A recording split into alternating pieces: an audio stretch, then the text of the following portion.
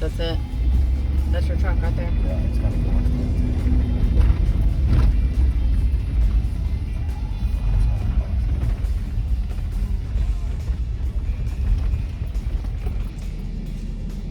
Right now we're in San Antonio, Texas, where we just drove out of nowhere because for the last 2 months we've been, if that goes on the internet, you're gonna get in trouble. I'm not gonna get in trouble. I got an LTC.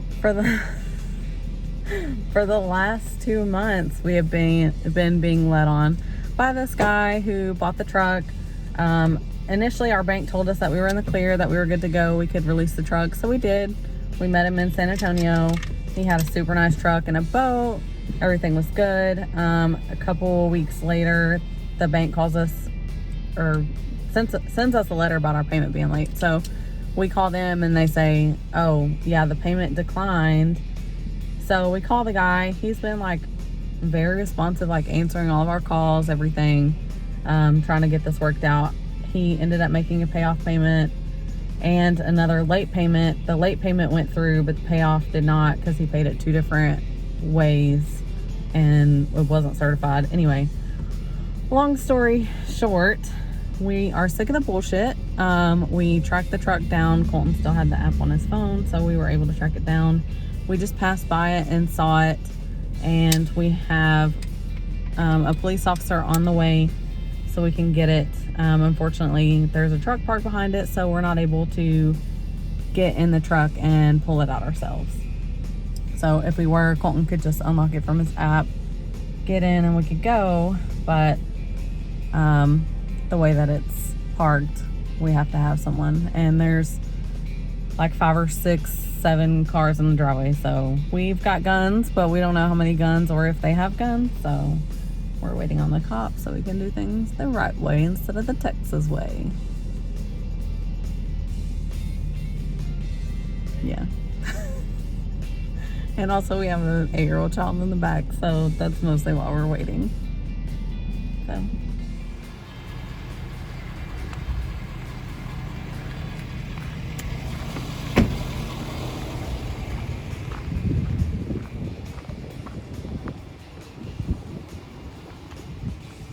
There she is.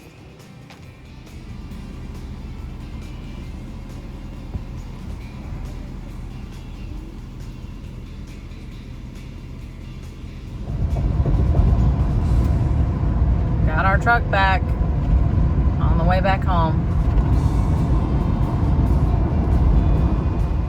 Okay, so they hit there.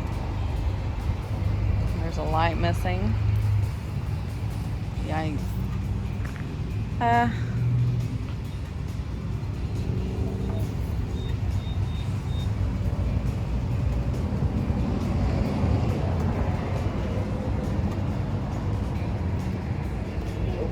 Open the door. Open the passenger. That's the interior. They said that they had it parked, but there's a whole bunch of trash in here. Little scuffs and Coke or something all over. They definitely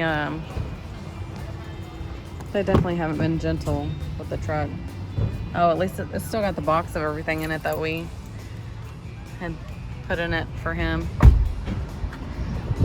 Luckily, there's only a minor damage on the bumper, so probably put an aftermarket bumper on it, get the truck detailed really nice, and put it back up for sale.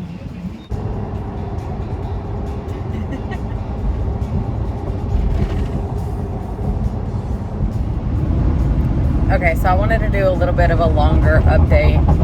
So regarding the truck, people were probably like, how the hell did your truck get stolen but you gave it away? So the guy that bought it, his name is Austin, he contacted us, wanted to buy the truck. His dad was actually going to be purchasing it for his brother. Anyway, we agreed on a price. He contacted our bank to get the payoff, and what he told us was it was a $1,500 difference between what he offered us and what we owed on the truck. So we decided to take it just because we were ready to get rid of the truck. His dad was paying the truck in full. So he made a payment from his bank for the total amount of our payoff. After 24 hours, The payment had cleared with the bank. They said everything was good.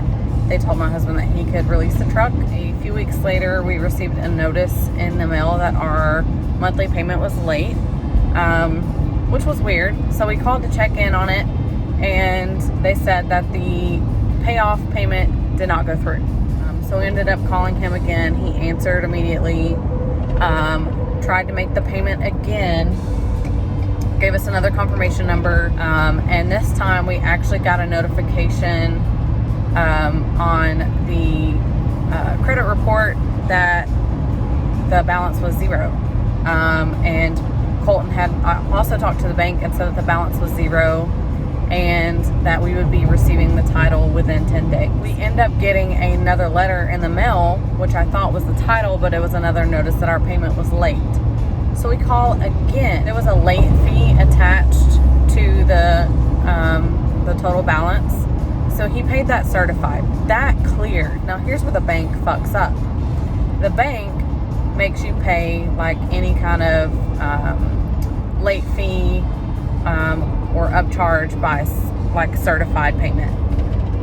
So that was certified. But the payment that he made for the payoff did not have to be certified. Then we were like, look, the payment thing's not working.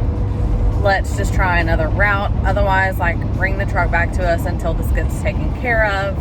Then he said he's going to wire the money. So he has the information to wire the money. And today was supposed to be the day that it was getting wired. So today, end of day, we still didn't have confirmation that the payment was made. Colton had started tracking, figured out that he could track the truck from his app a couple weeks ago. So he's been tracking it, and every day it's usually at the same place.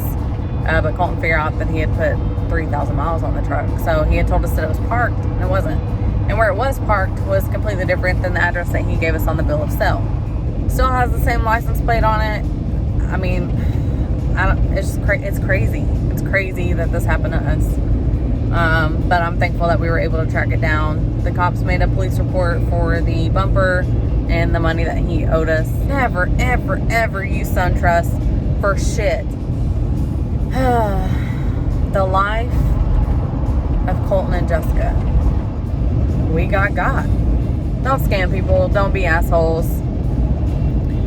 That's a life lesson. Don't be a piece of shit.